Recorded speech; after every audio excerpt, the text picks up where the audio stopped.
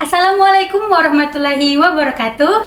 Halo kawan pajak, senang sekali dapat bertemu kembali dengan kawan pajak dalam podcast pajak 030 Cerdas, Patuh, Peduli, Kontribusi.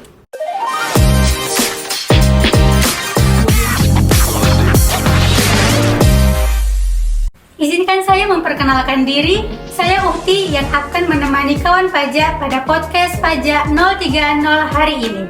Podcast kita kali ini akan membahas topik perpajakan yang sedang hangat diperbincangkan di kalangan media, yaitu ketentuan perpajakan terkait permohonan pemindah bukuan secara elektronik atau IPBK, yang mana ketentuan ini sudah berlaku sejak tanggal 12 Desember 2022 loh. Kawan pajak, hari ini kita akan ditemani oleh Bapak Ahmad Hussein Tanjung selaku Kepala Seksi Data dan Potensi Kanwil DJP Sumatera Utara 2. Selamat pagi Pak Hussein, gimana kabarnya hari ini? Alhamdulillah sehat Kak Uti. Masih puasa Pak? Alhamdulillah masih dapat berpuasa pada hari ini. Tetap semangat ya Pak ya, meskipun sedang berpuasa ya Pak. Siap.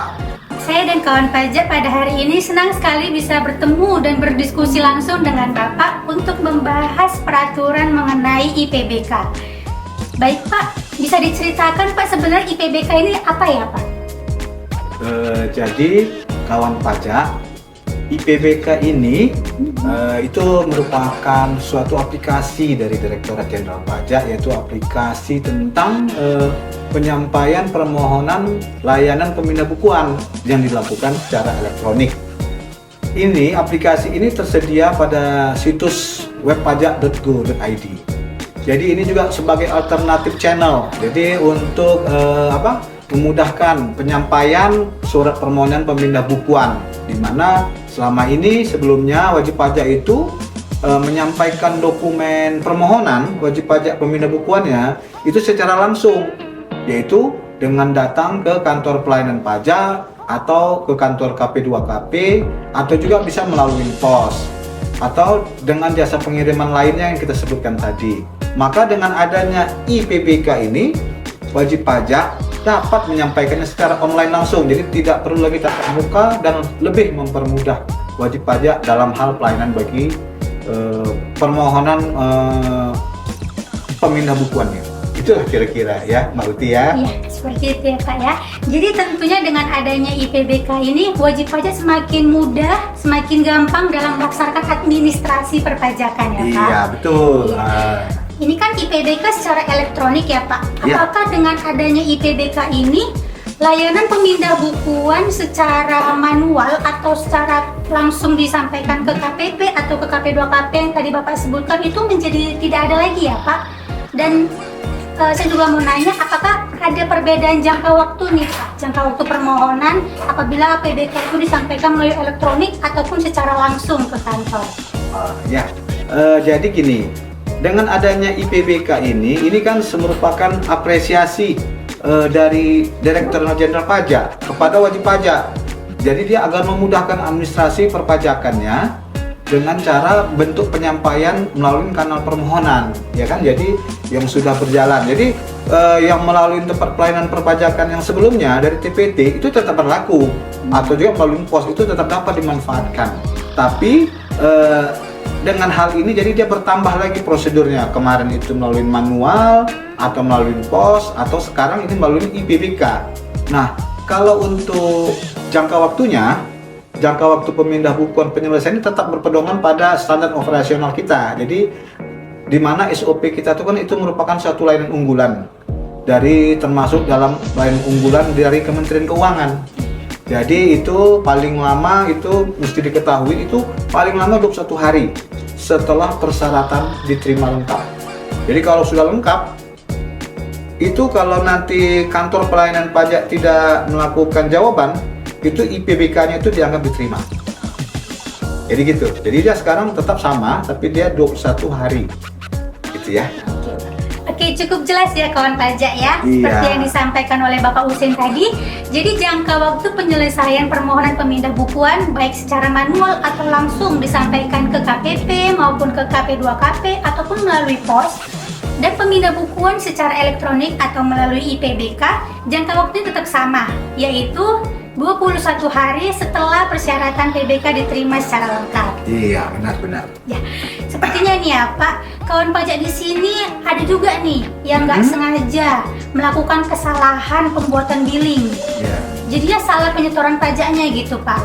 Rencananya dia mau bayar PPN, pajak pertambahan nilai, tapi malah setornya ke PPh pasal 23.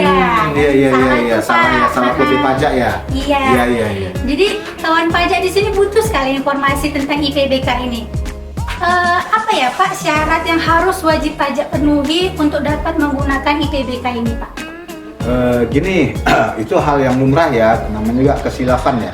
Nah, jadi kawan-kawan pajak, sebelum kita menyampaikan permohonan IPBK ataupun PBK secara manual, jadi kawan-kawan pajak itu ada tuh persyaratan-persyaratan yang tentunya harus dipenuhi terlebih dahulu. Jadi wajib pajak harus sudah ber-NPWP terlebih dahulu. Kemudian karena datanya itu adalah berdasarkan nomor NPWP. Kemudian apalagi untuk yang IPBK ini dia harus sudah memiliki EVIN. Nah, EVIN ini sebagai sarana sarana login ke akun DJP online. Karena nanti kan teman-teman masuknya ke DJP online, nanti masuk dari sana, nanti ambil dari EVIN-nya, dari password-nya, username-nya, sama itu seperti kita mau memasukkan SPT tahunan. Nah, ini juga dari situ, tapi dia nanti ada aplikasi IPBK. Jadi dan juga harus memiliki tadi satu sertifikat elektronik.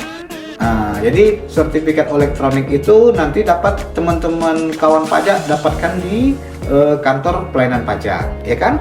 Jadi kalau semua persyaratannya sudah dipenuhi, maka wajib pajak dapat menggunakan IPBK. Jadi penggunaan IPBK ini kita bikin ada menjadi beberapa tahap, yaitu ada 4 lah kita tahapan, yaitu pertama apa? IPBK ini dia menampilkan fitur, jadi dia nanti ada fitur IPBK. Jadi kemudian kedua nanti ada lagi apa itu? Menu aplikasinya. Jadi aplikasi untuk bahan kita input IPBK-nya. Kemudian ada juga nanti di situ tata cara penyampaian atau semacam manual booknya. Jadi untuk bagaimana teknisnya, nah di situ ada tata caranya. Kemudian yang terakhir nanti yang paling utama itu ada monitoring melalui IPBK. Artinya gini, teman-teman kan setelah input nanti selesai, nanti nampak di situ waktu melakukan monitoringnya sudah selesaikah PBK-nya atau belum. Nah, nanti ketika sudah selesai, nanti bisa kita lihat dan kita bisa juga cetak PBK-nya secara elektronik. Nggak perlu kita lagi nanti misalnya menunggu dari kantor pos atau kita menunggu mengambil ke kantor pajak. Ini nanti langsung dari aplikasi itu dan itu tersimpan selamanya melalui aplikasi DJP online. Jadi lebih banyak menghemat waktu, tenaga ya Pak, dengan adanya IPBK ini ya Pak ya. Satu lagi juga kita kan paperless. Jadi kita nggak perlu lagi jadi kita juga memperbaiki lingkungan. Go green ya Go Pak. green ya kan? Iya, gitu lah. Oke kawan pajak, seperti yang sudah disampaikan oleh Bapak Hussein, jadi EVIN dan sertifikat elektronik merupakan persyaratan yang wajib dipenuhi oleh wajib pajak ya. Nah, bagi kawan pajak yang belum memiliki EVIN dan sertifikat elektronik, ayo segera melakukan permohonan ke KPP tempat kawan pajak terdaftar.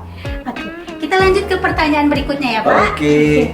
Tadi kan kita sudah membahas tentang syarat apa saja yang diperlukan wajib pajak untuk menggunakan layanan IPBK ini. Iya. Yang sekarang mau saya tanyakan adalah bagaimana cara wajib pajak menyampaikan permohonan dengan IPBK ini, Pak? Oh ya. Jadi memang kan tadi kan kita masih syarat butuh kanalnya yaitu kanalnya melalui DJP online ya. Jadi segini, itu pertama nih, ya kan? Login dulu melalui pajak.go.id, kemudian isikan NIK atau NPWP. Karena kan sekarang ke depan kita kan sudah melalui NIK ya, NPWP kita disamakan dengan NIK. Jadi kemudian kata sandi keamanan itu ada captcha-nya. Kemudian yang ketiga nanti kawan pajak itu pilih menu profil, kemudian pilih nanti layanan IPBK. Nanti di situ ada beberapa macam layanan. Nah, nanti salah satunya kita pilih layanan IPBK, ya kan? Jadi yang keempat, kita pilih menu layanan, kemudian pilih IPBK. Nah, itulah formulanya ya. Kemudian wajib pajak setelah masuk ke menu aplikasi IPBK, selanjutnya di situ dia akan melakukan pilih menu permohonan, ya kan? Jadi pilih menu permohonan. Kemudian kan kalau kita dapat struk pembayaran dari berbentuk SSP itu kan struk pembayaran NTPN ya. Nah, nanti di situ dari e-billing itu ada nanti namanya NTPN. Nah, teman-teman inputlah ke NTPN, kemudian klik cari. Nah, cari itu artinya nanti gini, akan nampak seluruh jenis seluruh pembayaran pajak yang teman-teman pajak ini telah lakukan. Jadi dipilih, cari, kemudian masukkan kode keamanan, ya kan? Dan klik lanjut. Nah, ini seperti itu. Nah, kemudian apa lagi? Ada lagi nanti input nomor HP dan email. Ini yang tercatat di DJP online ya. Kemudian, ini baru kita masuk kepada menginput data pada formulir pemindah bukuan. Ini sebenarnya mirip dengan yang kita bikin manual, tapi di sini kita input di aplikasi tersebut. Jadi yang pertama, nominal pembayaran yang dapat dipindah bukukan. Ini maksudnya misalnya teman-teman itu pembayaran jenis pajaknya 100.000 pasal 21. Sebenarnya ini harusnya misalnya hanya 80.000. Jadi teman-teman bisa melakukan pemindah bukuan sebesar 80.000 aja atas data tersebut. Atau semuanya salah, misalnya pasal 23 dibuat, ternyata ini harusnya PPN. Nah, nanti teman isi semua pembayaran pajaknya, ya kan? Kemudian masuklah kode akun pajak, ya, kode akun pajak. Kemudian ada nanti namanya yang ketiga, kode jenis setorannya. Nah, kode jenis setoran itu KJS itulah nanti yang kita buat, ya kan? Kemudian nomor objek pajak. Nah, ini bersifat opsional. Artinya gini, ini khusus pada PPh pasal 4 ayat 2. Ya. Kemudian teman pajak juga masukkan ke masa pajaknya. Oke.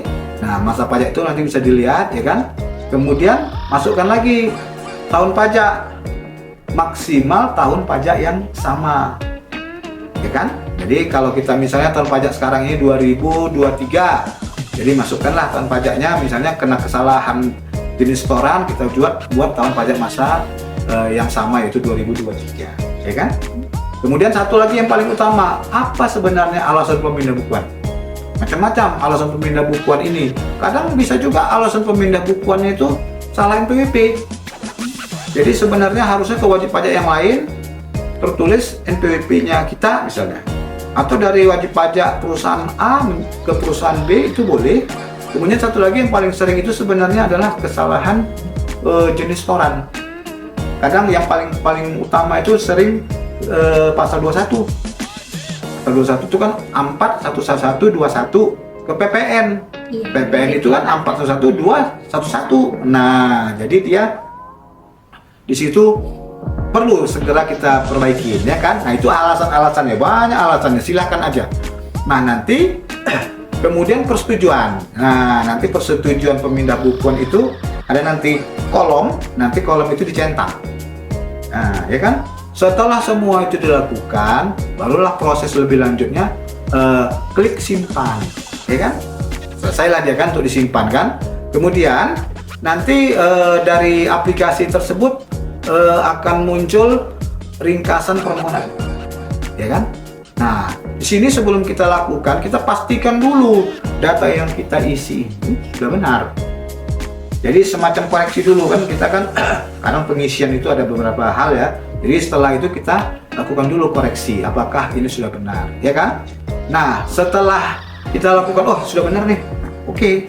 Ketika sudah benar, wajib pajak nanti diminta input passphrase, ya kan? Nah, passphrase ini dan itu akan dan juga diminta juga untuk mengunggah sertifikat elektronik. Nah, ya kan? Ketika setelah itu kita lakukan lagi checklist. Nah, di situ ada checklist dengan redaksinya seperti gini. Saya yakin bahwa data permohonan pemindah bukuan adalah benar dan sesuai. Nah, di situ ada checklist, nanti kita checklist. Nah, ketika sudah di checklist, setelah kita klik kirim permintaan. Nah, setelah itu nanti akan semua proses tadi itu akan berhasil menjadi buat permohonan pemindah bukuan. Jadi di situ wajib pajak nanti dapat juga melakukan semacam monitoring prosesnya. Seperti apa sih prosesnya? Jadi prosesnya itu ada beberapa macam nanti cara monitoring itu ya. Nah, nanti kan Mbak, nanti pilihannya gini, apakah sedang dalam proses, sudah disetujuin, atau ditolak. Nah, jadi kalau nanti kan kalau yang tadi kita lakukan teman-teman input itu kan masih dalam proses ya. Setelah selesai dari teman-teman kawan pajak input, selesai semua itu nanti munculnya adalah sedang dalam proses. Jangka waktunya SOP-nya tadi kan 21 hari ya. Nah, nanti dalam jangka waktu itu nggak mesti 21 hari. Bisa aja nanti kami juga melakukannya, kita DJP ini melakukannya mungkin hanya seminggu. Lebih cepat ya kan, mungkin lebih mudah atau data-datanya sudah valid, lebih ini. Nah, mungkin dalam jangka waktu 10-15 hari sudah selesai. 21 hari itu istilahnya itu proses kita lah paling lambatnya 21 hari. Jangka waktu paling lama. Iya, ya, Pak? jadi nanti pilihannya nanti ada dua nanti, disetujuin atau ditolak. Kalau sudah disetujuin berarti permohonan itu sudah diakuin dan PBK itu sudah benar diakuin. Tapi nanti bisa juga nanti ditolak. Nah, kalau sudah ditolak berarti teman-teman sebenarnya bukan berarti suatu hal yang mesti benar-benar salah ditolak. Mungkin ada hal-hal yang perlu diklarifikasi. Nah, mungkin teman-teman pajak bisa mempertanyakannya ke AR-nya. Nah, kawan pajak kan tahu kan siapa AR kan, akun administratif. Nah, silakan bertanya ke AR-nya atau ke petugas layanan kita. Dan mungkin bisa juga nanti lakukan lagi permohonan kembali. Mungkin ada kesalahan tadi dalam hal inputnya atau SPT-nya belum lapor. Bisa juga nanti kita PBK nih, ternyata SPT-nya sudah lapor nilainya 100.000, tapi ini mau dipindah bukukan lagi 50.000, ya kan? Nah, itu harus diperbaikin juga SPT-nya. Nah, salah satunya itulah dia tadi. Jadi teman-teman dengan melakukan monitoring ini cepat mengetahuinya, oh ini permohonan IPBK-nya sudah sampai di mana prosesnya. Mudah-mudahan semuanya kawan pajak mudah lah mengawasin dan melihat penyelesaiannya. Gitu ya, Mbak Uti. Baik kawan pajak, penjelasan dari Bapak Husein sangat cukup jelas ya kawan pajak. Kita sudah membahas tentang syarat permohonan IPBK. Kemudian kita juga sudah membahas tentang bagaimana tata cara permohonan IPBK. Jadi kawan pajak di rumah sekarang sudah bisa ngerti nih gimana cara pakai IPBK melalui aplikasi. Jadi nggak perlu lagi jauh-jauh datang ke kantor pajak, mengantri. Cukup di rumah saja bisa melalui laptopnya atau di komputernya ya. Iya, betul. Ya kan, di mana aja bisa ya kan? Di mana aja bisa, kapan saja dan 24 jam. Nah, kalau kantor pajak kan hanya sampai jam 5 sore ya kan? Iya, Pak. Kalau IPBK 24 jam, jam 12 malam pun bisa ya kan? Bangun Iya. tidur langsung IPBK Langsung bisa. IPBK, iya. Betul, mudah semuanya sekarang ya kan? Iya. Baik kawan pajak, tidak terasa nih Pak, kita sudah Iya, sampai di benar. penghujung acara. Oke, ada kira-kira pesan yang mau Bapak sampaikan ke kawan pajak yang ada di rumah? Silakan Pak. Kawan pajak, ya kan? Kantor wilayah DJP Sumatera Utara 2 ini nih kita kan sudah masukin bulan April ya sekarang ya. Kemarin kan kita tanggal Maret itu pemelaporan SPT 2022 untuk SPT tahunan orang pribadi nih. Nah, jadi Kanwil DJP Sumatera Utara mengucapkan terima kasih nih atas partisipasinya kawan-kawan pajak yang sudah melaporkan SPT tahunan tahun pajak 2022. Jadi kami mengapresiasi sangat tinggi sehingga pelaporan pajak untuk tahun ini dapat meningkat. Semoga SPT yang dilaporkan itu menjadi acuan kita untuk menjadi wajib pajak yang patuh dan taat. Ya kan, kami ucapkan terima kasih ya. Nah, ini satu lagi nih. Jangan lupa ya kawan pajak untuk melakukan ini nih yang lagi hot nih ya kan. Lihat sejak kemarin kita dari 1 Januari nih. Jadi jangan lupa ya kawan pajak untuk melakukan pemadanan NIK. Jadi Jadi pemadanan NIK itu menjadi NPWP. Jadi selama ini memang mungkin ada nih yang punya NPWP tapi NIK-nya masih salah atau belum ada nih. Nah, jadi kami mengharapkan paling lambat kawan-kawan pajak, paling lambat tanggal 31 Desember 2023 ini melalui kanal pajak.go.id itu lakukanlah pemadanan NIK. Jadi pemadanan NIK menjadi NPWP ini menjadi hal utama biar administrasi wajib pajak itu bagus kita semuanya ke depan. Ya. Nah, gitu ya kawan pajak ya. Paling lambat 31 Desember, diingat ya untuk berikutnya ya. Kanwil Pajak juga mengucapkan terima kasih sebesar-besarnya atas kontribusi semua wajib pajak Kanwil DJP Sumatera Utara 2 secara khusus dan secara nasional dalam mendukung penerimaan target penerimaan pajak tahun 2022. Alhamdulillah Kanwil Sumatera Utara 2 tercapai targetnya untuk tahun 2022. Jadi semoga wajib pajak semua dalam keadaan sehat, ya kan? Diberi kemudahan, dilancarkan dalam menjalankan usaha, dan selalu kita dalam bimbingan dari Allah yang Maha Kuasa, ya kan? Dari doa kita bersama, amin, ya kan? Ternyata waktu juga yang memisahkan kita. Namun kurang afdol nih Pak rasanya jika podcast 030 ini tidak ditutup dengan pantun. Betul, kita orang Indonesia, ya kan? Oke. Langit dijunjung, tanah dipijak. Cakep. Tangan melambai, badan berdansa. Artinya Betapa bangga membayar pajak. Pajak dihimpun untuk membangun bangsa. Sampai bertemu kembali kawan pajak dalam podcast pajak 030 selanjutnya. Jangan lupa like, komen, subscribe channel YouTube @pajaksumur2.